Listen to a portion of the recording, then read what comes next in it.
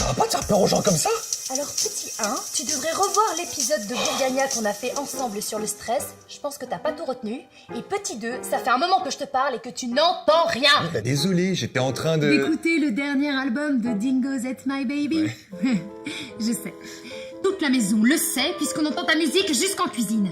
Tu vas devenir sourd à force d'écouter ta musique aussi fort. Les normes de Bourgaphone veulent qu'on ne peut pas dépasser 100 décibels quoi qu'il arrive, donc pas de danger. Ceci n'est valable que si on utilise les écouteurs fournis avec le Bourgaphone.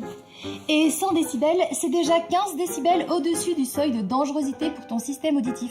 Donc si tu écoutes ta musique à fond, même avec un volume bridé par la norme, tu cours un risque. Tu veux dire que je peux finir sourd?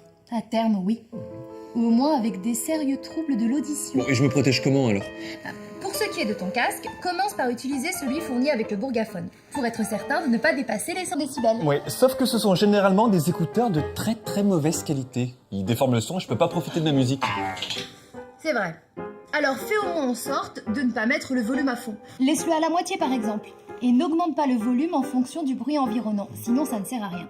Et surtout, limite la durée d'écoute. C'est l'écoute prolongée de la musique au casque qui est la plus nocive. Et toi tu fais tout ça?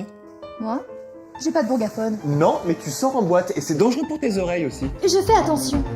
D'abord, je ne danse pas à côté des enceintes. J'essaie de m'en éloigner un peu.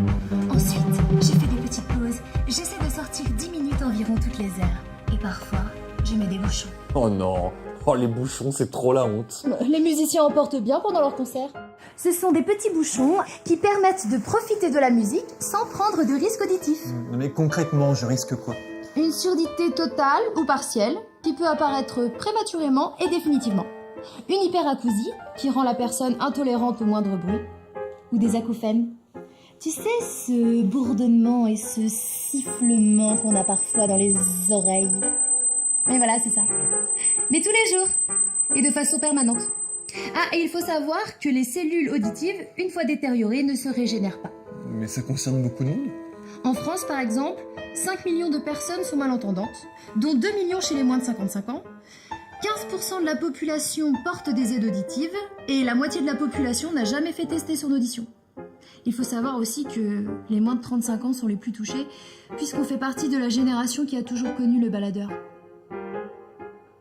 Bah, la bonne nouvelle avec ce chiffre statistique, c'est que ça fait de moi un jeune.